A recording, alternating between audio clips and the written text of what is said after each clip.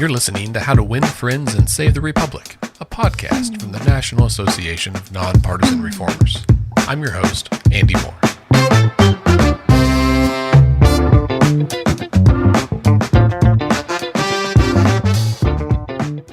Hi, everyone. Our last few episodes have featured people who work full-time in democracy reform.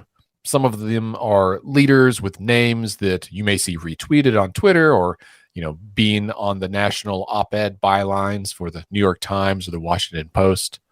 But it's important to remember that the democracy movement is also led by hundreds and honestly thousands of Americans who are a bit more behind the scenes. They are the board members, the volunteers, the people who give up their weekends and evenings, and, for lack of a better term, the regular folks who recognize that our system is broken and it is skewed to benefit the two major parties and just the political establishment as a whole. So with that in mind, this week we're going to speak with two of those people, the ones whose names you may not immediately recognize, the folks who were drawn into the reform movement because they believe that American democracy can and should adapt to the modern world, and that if it doesn't, well, our democracy very well may be in peril. So without further ado, my guests today are John Palmer and Bruce Goldberg. John is a longtime electoral reform advocate who's supportive of a more level playing field for electing independent and third-party candidates, more competition than our two-party system currently offers. In addition to being a board member of NANR, which I appreciate, he's also on the advisory board of Rank the Vote US and has been a significant organizer of grassroots ranked choice voting efforts in other states. John has financially supported a number of democracy reform organizations. Many of them are also board members of NANR. John and his wife, Mary, were significant supporters of the Committee for Ranked Choice Voting, which was the Maine-based organization that led to the passage of ranked choice voting there in the state of Maine, where he also served as the organization's finance committee or finance chair. Professionally, John does not work in politics. He's the co-founder and principal of Hanover Partners, which is a San Francisco-based private equity firm that's been active investing in small middle market manufacturing companies in the United States since 1994. He's written several articles on the topic of electoral reform for the Independent Voter Network. He's very active on social media and has a substantial following on Twitter, for what that's worth. His Twitter handle over there is Elect Better USA. John and his wife, Mary, now live in San Francisco with 3 children, though they do spend a significant amount of time in Maine during the summer, which is a lovely time of year to be there. And he actively volunteers on various boards and other nonprofits there locally. Bruce Goldberg, excuse me. Bruce Goldberg received a bachelor's in economics from the University of Pennsylvania and a medical degree, MD, from the NYU School of Medicine and an MPH from UC Berkeley School of Public Health. He's a portfolio strategist working in cell therapy biotechnology. He was a strategy consultant at McKinsey & Company and a medical officer in the U.S. Navy and with the State of California Department of Health Services. Currently, Bruce serves as VP of Portfolio Strategy for Lyell, which is a second-generation cell therapy company. And prior to that, he worked at Juno Therapeutics and Genentech, where he led drug development teams. As you can see, both these guys come from diverse backgrounds that are distinctly different from maybe the folks we've talked to in the last several episodes. Bruce became active in electoral politics following the 2016 election by developing financial and network support for several U.S. House candidates in 2018. Following that election, he's been actively involved with electoral reform and democracy promotion, I think most notably ranked choice voting, but certainly others. We are very excited to have both of you here today. Welcome, John and Bruce. Thanks so much, Andy. Great to be here. Thank you, Andy. Me as well. John, I'd like to start with you. And as we do with most of our guests, we like to go back to the beginning, right? So growing up, was politics something that was discussed or important in your home? Yeah, I think there was a fair amount of that in terms of sort of knowing, what was happening in the, upcoming presidential elections. And I came of age when, Nixon was resigning from office. So it was an interesting political time. And we certainly, as a family, kind of focused on that stuff. One of my memories that sort of, I think, was an early sign that I'd be interested in this kind of stuff was in first grade. It was 1968. It was Humphrey versus Nixon. But George Wallace was actually also a choice on the ballot. And I didn't know George Wallace from Adam. I was 7 years old or something. But in our classroom in first grade, the teacher said, there are two choices tomorrow. And I raised my hand and said, there's a third choice. And that was sort of, at that point, I was kind of like, why are there only two choices? And then later, probably in middle school, I figured out that the Constitution doesn't even mention political parties at all, yet everybody has a D or an R after their name. And so that's always stuck with me. And then, I lucky enough in the later part of my private equity career to have a little bit more time and a little bit more ability to give back on this stuff. I've sort of dived into it more fully. So I found ranked choice voting as sort of one of the antidotes to the two-party stranglehold, probably a decade ago, and have dived further in the recent time frame since then. Yeah, that's fascinating. I think it's fun. Your story reminds me. I think it's funny that when you talk to children about politics or reform, you get such unvarnished, simple answers, and they make reform sound so obvious. My son is 9, and I was talking to him about redistricting and gerrymandering, and I used a sports analogy about having the players be their own referees, and he was immediately like, "Well, this is ridiculous. That's a terrible way to do it." He's like, I said, "Well, what do you think we should do?" "Well, you should have other people that aren't playing be the referees." And I was like, "Well, this kid gets it. Okay, sign him up, right?" That's great. Bruce, I in reading the introduction there, I mentioned that you really got involved in things following the 2016 election, but was the same question to you. Was politics something that was important in your household or that you were aware of when you were growing up? Well, it's interesting, Andy. When I was listening to John answer the question, I'm thinking, do I have any childhood memories of being involved in politics? And what I do remember, is being at summer camp, and I was probably age 10 or 11.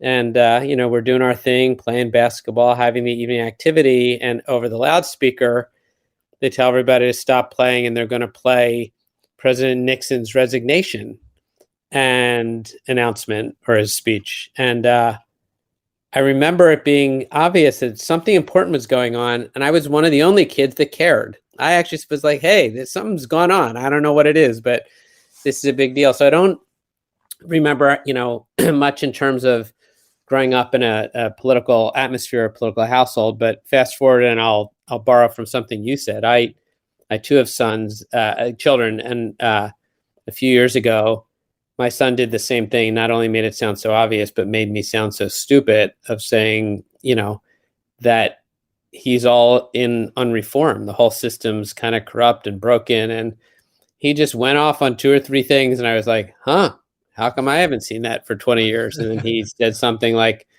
because you took that old whitewashed white guys, U.S. history. Like, I have a real American history course. You didn't.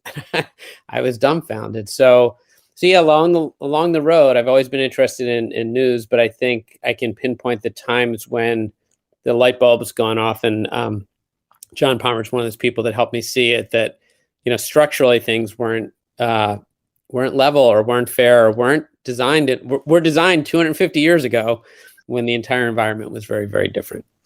Yeah, I think that's exactly right. And, when you do go back and look at the Constitution and you realize that there's no mention of parties in there, and you read writings from some of our founding fathers, right? Some of the people that were put thought into crafting the Constitution, you quickly recognize why they're not mentioned, and some of the warnings and concerns that they shared, that we are, I think, living out right now in society, right? Like the concern that we would have this a two-party system where it divides the country, and we are too busy battling one another about who wins a popularity contest, and might do that at the exclusion of caring for the country in other ways. And I mean, rarely have we had a year where that was as on display as the last 18 months.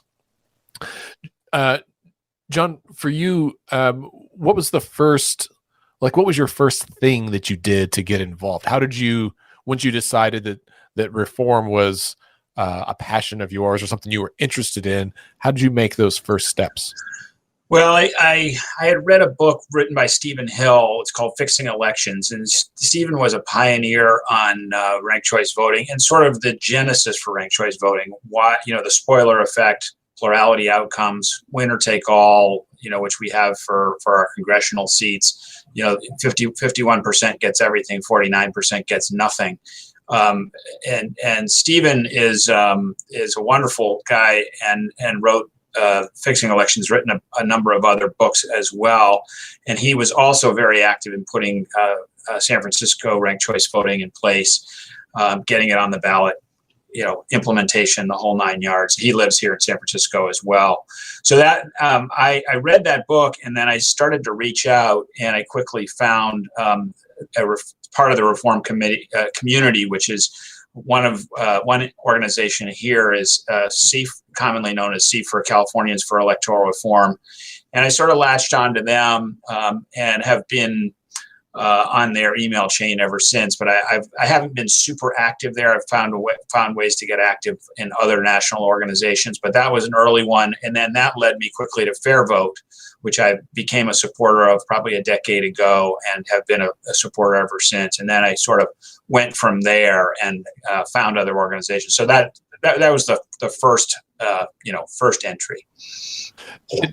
That's really good to know. I think sometimes it's can be intimidating for people to even know how to get started. Like, how do we find other people like us that think like this? We may post about it on social media, but that may also come with blowback that we are not willing to risk. And I will tell our listeners right now that Nanner is a partner in a new portal to help people find organizations. It's called Citizen Connect. You can go to citizenconnect.us, and we've partnered with some other reform organizations to create this portal. It's brand new. It is still evolving. We still have organizations signing up every day. We've got over 400 organizations on there now, but you can, as it grows, you can get on there and find organizations based on a specific area of reform or of kind of bridge building, or you can also sort by your geographic location. So you can find something in San Francisco or in Oklahoma or wherever you live, provided those organizations are on there. So listeners, I will plug that, citizenconnect.us.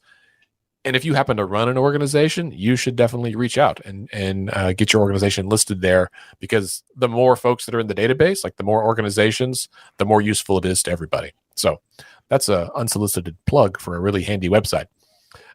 Bruce, for you, what in your mind, what is the reform or suite of reforms that you think could have the most significant positive impact on American politics? Yeah, Andy, I think that, as I've been with this maybe like 3 or 4 years now, I want to give one shout out that one of the things that brought me really into the reform movement was John invited me to go to UNRIG, and your question is very apt, because it was so overwhelming. There were so many groups doing so many things, and when you look through it, there's some really strong signals and some noise and some things that haven't really been codified yet. But when I look at it, I feel like the way we vote, and John and I are both involved with ranked choice voting there, the anti-gerrymandering, to making sure that the politicians aren't choosing their own voters, and the money in politics are probably the three that stand out the most to me.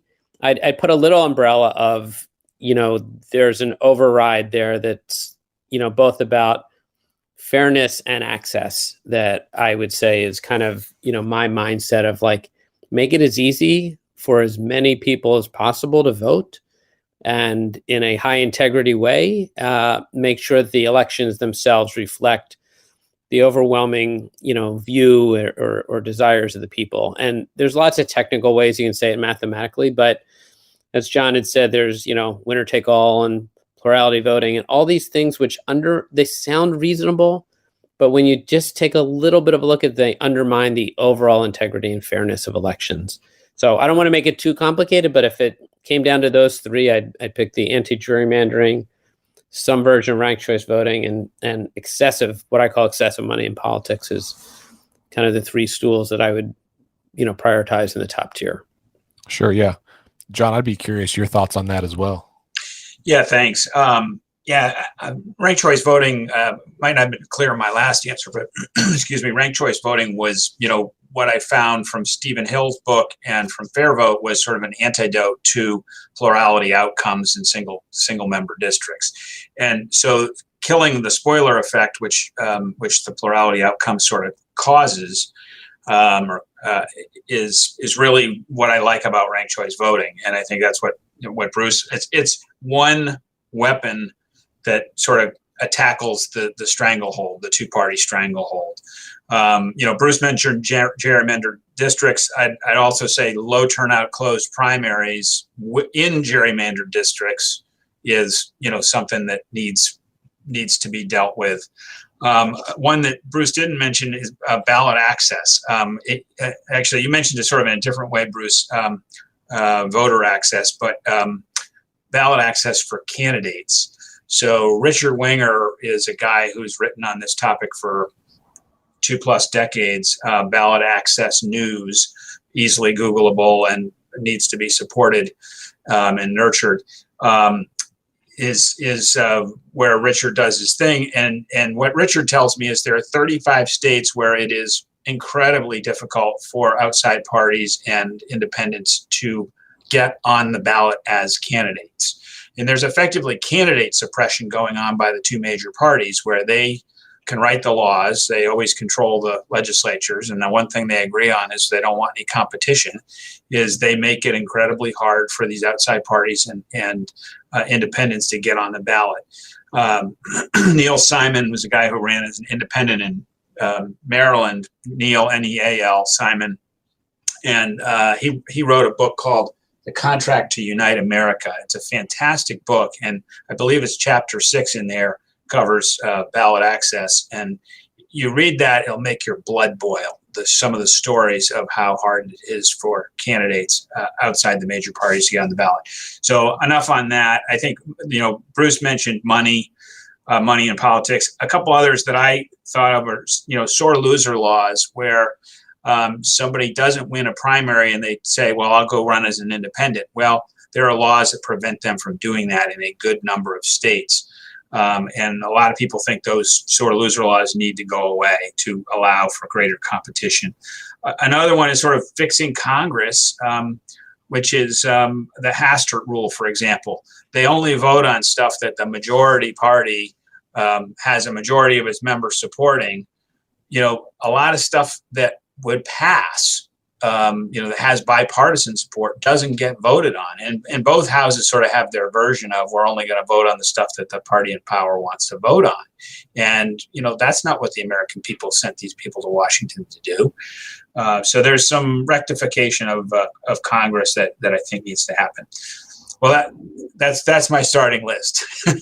That's Andy, a really good list. Yeah, go, Bruce. Could I just add one thing to something that John said that makes me kind of laugh a little bit, which is this whole idea of, most people aren't aware of many of these things. And then many other people are most aware of their own personal experience. So when John brings up ballot access, which I completely agree with, and he says 35 states, we're sitting here in California in the middle of this recall election, and there's 47 candidates on there. So I'm like, hey, maybe the problem is there's every Yahoo can get on the ballot, so you kind of see the thing that affected you or your family or the last election. And I think John brings up an excellent point of there's so much variability everywhere, and so much of it isn't good stuff anyway, that we need to really figure out, like, what's the systematic approach, for many, many states and many districts, because Congress ends up being an all-comers game.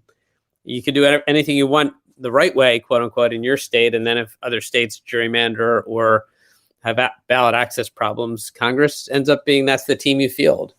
Yeah, that's exactly right. It is, I think, important to note, as you guys did earlier, that when these original rules were written, right? When the Constitution was crafted, we only had 13 colonies, and I think the total population of the United States at that point was like just under 1 million people. Well, it's 400 times larger now, spans the entire continent, and 250 years older. A few things have changed, and including we've amended the Constitution in many ways, but I think there is still some work to be done. Well, you've both identified some of the things you're excited about and the things that you think would have a significant impact, and I happen to agree with all of them. Trying to determine which one is the most important to me at any given time is difficult, right? It depends on what city or state I'm looking at, or what the problem is. But I'm curious. So you guys have both had some interaction with organizations in states in California and otherwise that have been doing the work, right? And that's really, well, that's why Nanner exists. It's for organizations that are doing the work to make these changes. What do you see as some of the most challenging or difficult aspects of organizations working on democracy reform that they're bumping up against? I think one of the things you bump up against is that the two major parties, a lot of these things chip away at the stranglehold. A lot of the laundry list that I went over a minute ago are the things that chip away at the two parties, and they are the guys that are making the rules, and they sort of hold all the cards in terms of making those rules. So what you find, I think, is that if you can take it to the people, you got a good chance. If you're taking it to the legislature, to the parties, they're going to be, they may pay some lip service to their base that wants those reforms, but at the end of the day, the operatives in those parties don't want anything that's going to chip away at their collective monopoly. So I think, and the other thing is, there's no silver bullet. But ranked choice voting isn't a silver bullet. Ballot access isn't a silver bullet. None of these things alone are a silver bullet. They need progress on all of them to really make a dent. And each one of them is a slog. It's none of these things are easy. I'll build on what John said. I very, very much agree with him. I'll take a slightly different tack of one of the hard things, and I've been involved in house parties and just getting everyday friends of ours involved. And as you mentioned in my bio, I'm involved in drug development, which people know takes usually, 8 to 10 to 12 years from beginning to end. And in my business, we create these artificial deadlines of we've gotten this far and we celebrate it, even though the drug's still 6 years away. We got to the point where we're filing an application with the IND, and we make it part of the whole process. So the analogy there is, I think that people in our day and age have relatively short attention spans. Stuff that's about reform of any sort and throwing government takes time.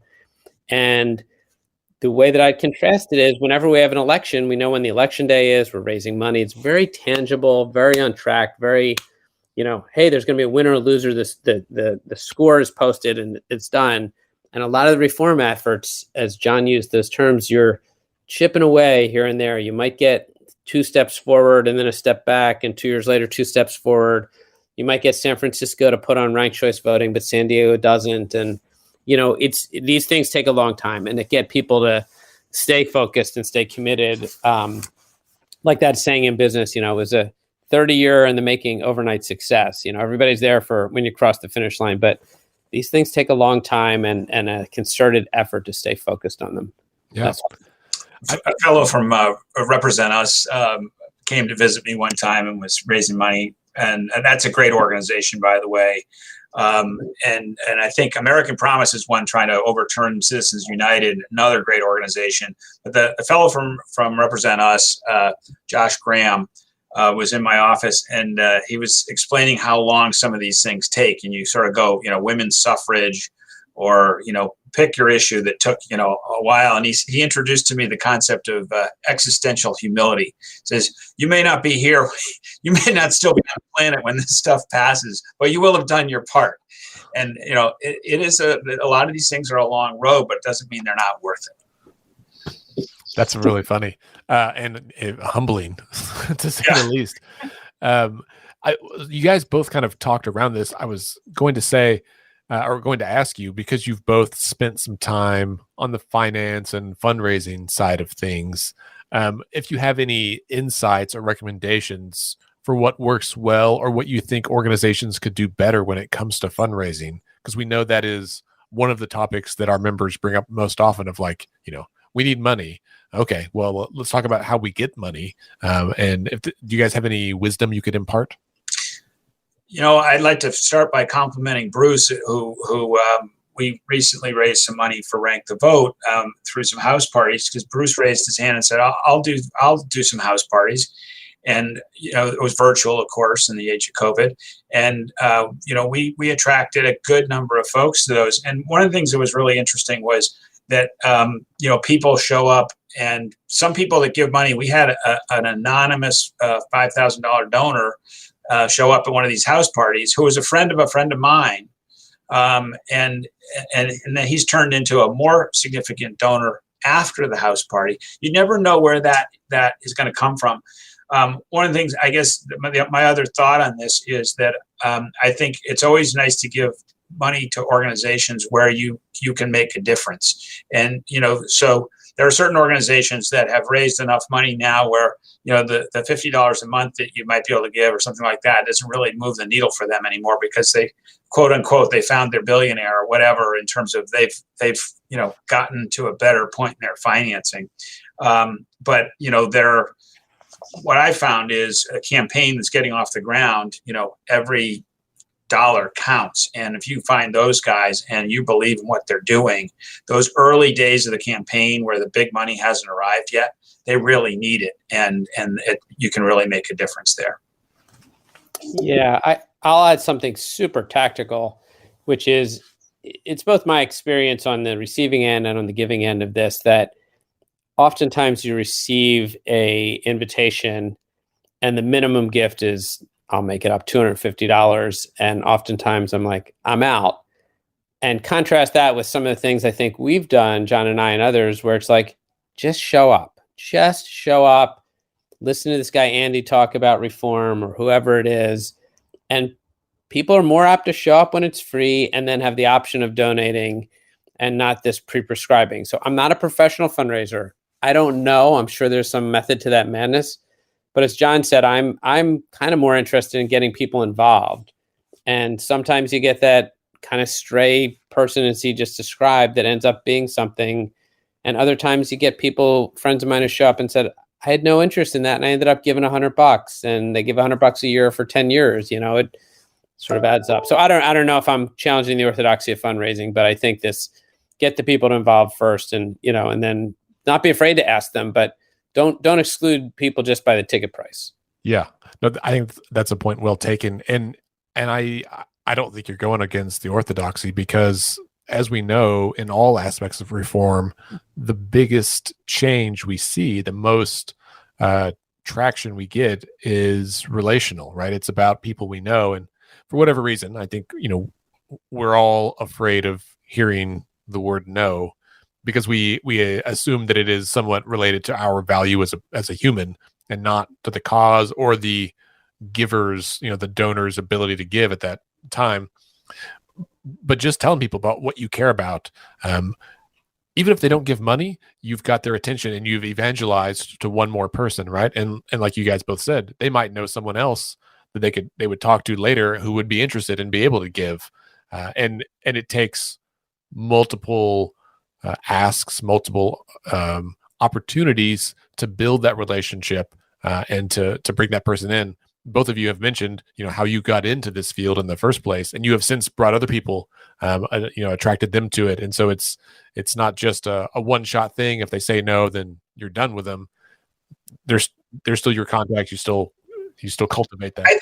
I think the other thing I'd like to say there is, I think the movement has started to really push for greater political philanthropy, from not just from the sort of high net worth individual community or the grassroots level, but also at the foundational level. That foundations that have more money than God in a lot of cases can step up and sort of parcel off their fund or whatever to go towards this category of fixing the broken system. And there's very little of that, but it's growing. And I think it's growing as the energy for, people realizing the system is broken, we got to do something about it.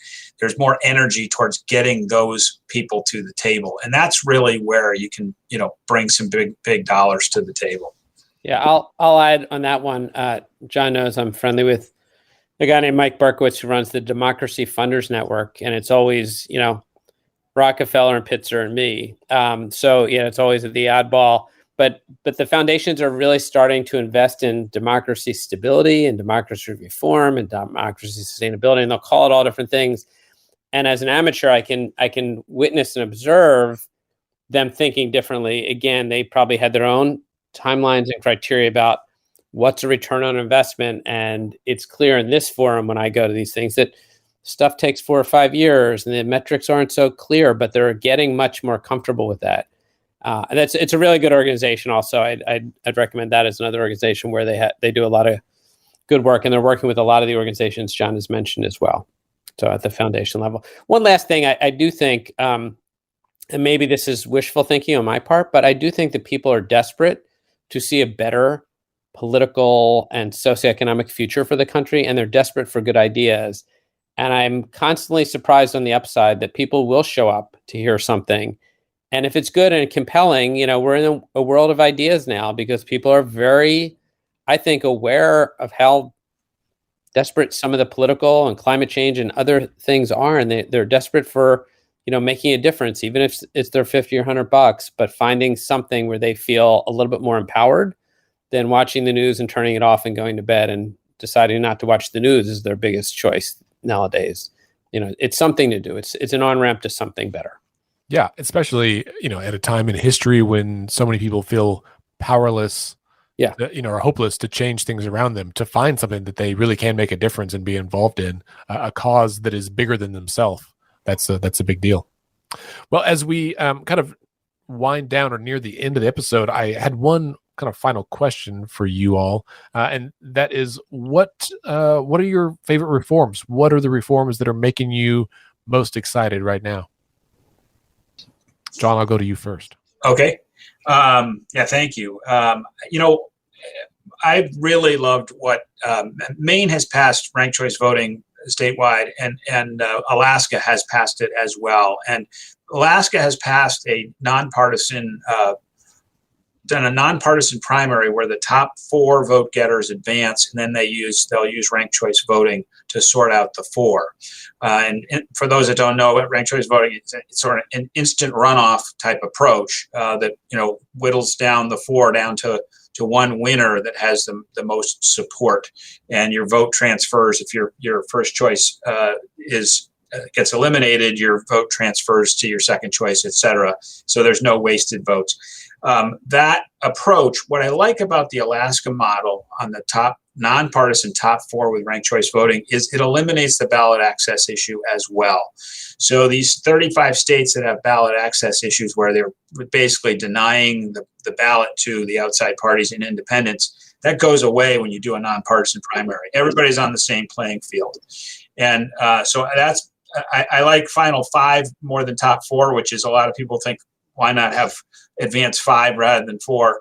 And that's been a big push in the reform industry of late, is final 5, and it's sort of got that trademark name. So that's a real favorite for me. My other favorite is the Fair Representation Act, which effectively allows you to get to proportional representation by use of multi-member districts and ranked choice voting combined. So if you picture let's say what's normally a red state that might have 5 representatives going to Congress, you put them all in a district, and you use this approach. Instead of sending 5 Republicans to Congress, you're going to send 1 Democrat, 1 independent, and 3 Republicans to Congress. So the Democrats and the independents in the state, in that example, have a representative. It's effectively becomes proportional representation. And the other thing I like about that is, if you picture a rural state, that rural state Democrat and independent are going to play nicer with those 3 Republicans in that same state than the 5 Republicans are going to play with sort of an urban Democrat like a Nancy Pelosi or choose your name there. But so I think that's a fantastic act. It's about to be reintroduced. The Fair Representation Act about to be reintroduced into Congress. And it's got a lot of support on one side of the aisle. I'm hoping it'll become, more of a bipartisan thing as time goes by. But those are the 2 things that I really favor. Yeah, it's hard for me to outdo John on those. He knows a lot about them and a lot of specifics, and I very much echo those 2 things. John's gotten me most involved in ranked choice voting, and I think one of the things he said was, there are no magic bullets or silver bullets, but both of these things that he's mentioned have knock-on effects, right? The ranked choice voting also moderates how people campaign. It allows more women and minorities and third parties to get on the ballot. So there's a lot more than just the math of it. So I like both of those things. The one that I'll add, and I admit is somewhat of a distant third, and I don't know exactly where it stands these days, but gets to our theme of just because something made sense 250 years ago doesn't mean we shouldn't do it differently today, is the number of seats in the House is 435 because that's as many people as they could fit in the building at that time, right? Or some version of that. There's no reason in today's telecom data-driven world and everything else that it couldn't be 10 times larger. And there's lots of precedent in other countries that have the ratio of like how many people are represented, which would bring our Congress to about 10 times larger, 5,000 people. And by doing that, a few things happen. One is you lessen whatever ill effects you get from gerrymandering, because take it to its extreme, if everybody in the United States voted, you'd have no gerrymandering at all. But as you get more representation, it's harder and harder to gerrymander. And the other one is that people actually know their representatives. We kind of forget that, for us, certainly as people live in large urban areas, in the rural areas, people know their representative because it's smaller, or they're closer or whatever. But I think if you had, 10 times as many people, representing your area, it would just be easier to have house parties, to have a relationship with your local representative, so on and so forth. So I'm not exactly sure where that is in the world of reform right now, but I've heard a lot about it. And I think that's another one that just makes, we're not doing it for silly reasons of, nostalgic precedent of, just, I'm shaking my head. I know you can't see me in the podcast, but there's no reason to keep it at 435 members. That's really interesting. I live in Oklahoma City, and we have had discussions about increasing the number of people in our city council from right now it's 8 plus the mayor who's at large. But our city's grown a lot. We're now the 22nd largest city. We're larger than Boston, I think. And so we thought, well, we should maybe add even 2 more, not just so there's more voices, but then it's a very large geographic city. It's like 600 something square miles. Well, that means right now we have city council wards that, span like multiple ecological zones. And so having more spots would allow representation to be more localized and to better reflect the communities that exist within our larger community. I have one amendment to my comments. I forgot, in Alaska they also passed money transparency, and that's was considered to be really sort of the sweetener on the ballot initiative, and that was supported by one of my favorite groups, American Promise, and I think that that's one of those take it to the people, where the states that can do these initiatives, Final Five, with money transparency has got a lot of support out there. I want to amend my other comment, which is on the Fair Representation Act. I used the example where a rural state has 5 Republicans and they send 3, 1 and 1, independent and Democrat, to Congress. For those people on the other side of the aisle, the conservatives in San Francisco, that's currently the Bay Area, sending 5 Democrats to Congress, they would send 3 Democrats, an independent, and a Republican. So there's something in it for everybody, where in terms of improving your representation. I just wanted to make that point clear. Yeah, sorry, I just to amp it up a little bit. There's more Republicans in California than I think any state, including Texas, and they have no voice. essentially in California, and often in the politics. But I don't remember where I saw it, but there's more Republicans in California than anywhere. There's more Democrats in Texas than anywhere except California, so there's huge swaths of people that are getting no voice, and that cascade goes down and down, more Republicans in New York than the next biggest Democratic state, so on and so forth. Yeah. I mean, I think if one of the symptoms of our broken democracy is voters' apathy towards the system itself, then an antidote, right, is passing these reforms that give more people more of a voice and to help, reinvigorate and rejuvenate the sense that I think we all are taught in school is that our voice really matters, and we can make that really, really true and tangible, I think, for people in a key way. It was always hard to tell people their vote counts. Everybody should count when their lived experience is not only does mine, but my entire community's doesn't matter. Right. Yeah. Well, thank you both for being here, John and Bruce. It's been a pleasure visiting with you. Pleasure as well, Andy. Pleasure to be with you. Thank you. Thank you, Andy, and thanks for doing all that you do. Well, thank you. My guests today have been John Palmer and Bruce Goldberg, a couple of guys who have come to reform and been working in and around the reform movement for a number of years, not because it's their job, but because they believe it's the right thing to do. Thanks for listening this week, and we'll be back next week with more. Thanks for listening to How to Win Friends and Save the Republic. This podcast is a program of the National Association of Nonpartisan Reformers. For more information about our organization and how you can join, please visit our website at nonpartisanreformers.org.